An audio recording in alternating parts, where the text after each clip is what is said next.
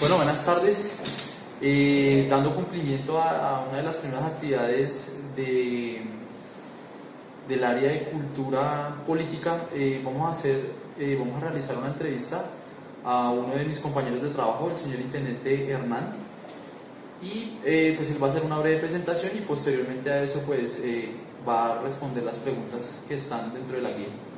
Buenas tardes, mucho gusto. Mi nombre es Hernán Alfonso Ramírez Rodríguez, compañero acá de Andrés, aquí de la oficina de CIEPS de la Metropolitana de Bogotá, y pues con todo gusto para ayudarle a responder sus dudas. Bueno, muchas gracias, Misaento.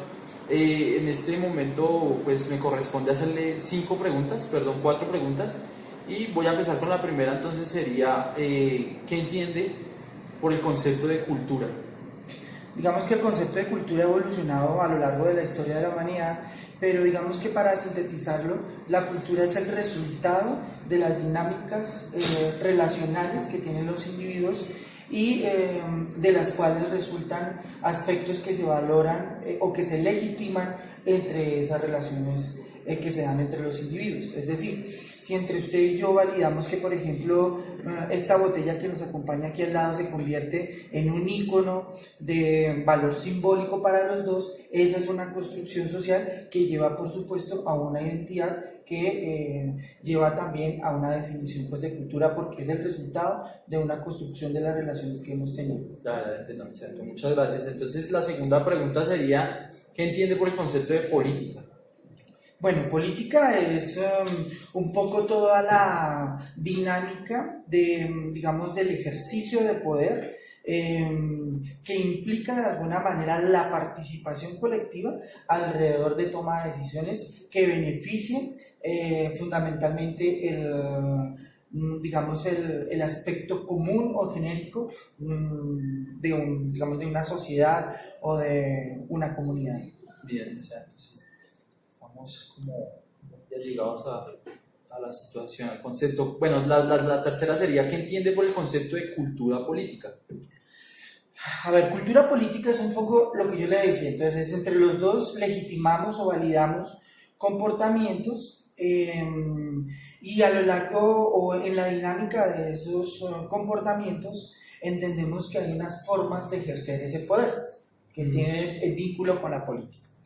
Ese poder que de alguna manera, como lo estaba mencionando, no es en beneficio propio, sino en un beneficio colectivo, establece digamos, como unos límites o unos valores alrededor de lo que significa la cultura y lo político. Okay. Entonces, en ese orden, por ejemplo, desafortunadamente en nuestro país, entender que nuestro sistema político un poco es todo lo contrario del ideal de una cultura política.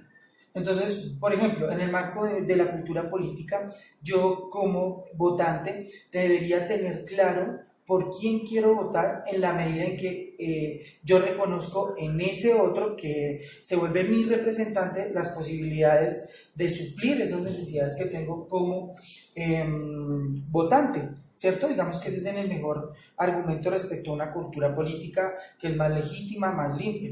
Desafortunadamente, aquí nuestro sistema político ha sido corroído por la corrupción y termina generando otros aspectos también culturales que, digamos, distorsionan toda esa idea ideal de lo que debería ser una cultura política. Listo, perfecto, Vicente. Muchas gracias. Y por último, entonces, sería la pregunta, ¿cómo cree usted que se ve reflejada la cultura política en su entorno? Bueno, digamos que nosotros trabajamos en una institución que es pública, que es, digamos, del Estado, que tiene la posibilidad de garantizar las condiciones de convivencia y seguridad ciudadana, ¿cierto? Digamos, en nuestro entorno más inmediato, aunque nosotros somos apolíticos, toda la dinámica del servicio de policía conecta con las dinámicas de una cultura política, porque, digamos, responde también a esas expectativas de mantener las condiciones que mencionaba anteriormente. Entonces, una cosa en el marco de lo apolítico es que yo me pueda hacer elegir, eso no puede pasar en la Policía Nacional, pero sí puede pasar que, digamos, la Policía Nacional responda a esas necesidades del sistema político en el que nos estamos desenvolviendo. Entonces, en nuestro entorno más inmediato, nuestra policía, de alguna manera, en todo su desarrollo del servicio, está aportando mucho a la, digamos, a la dinámica del sistema político de nuestro país.